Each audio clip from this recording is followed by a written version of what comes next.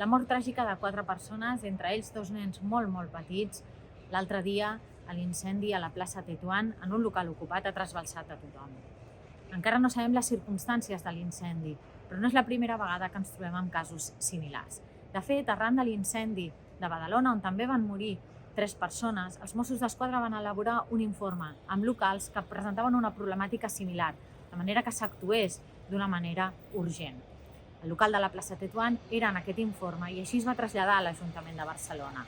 Els serveis socials actuaven sobre la família i li donaven atenció, però cap de les visites que es van fer i les inspeccions que es van fer en el local van acabar derivant en un reallotjament en un habitatge. Avui tots tenim la sensació que es podia haver fet més per evitar aquesta tragèdia.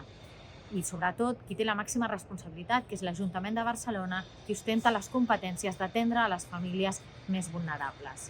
Avui a Barcelona encara més de 200 nens i nenes viuen en circumstàncies d'infrahabitatge.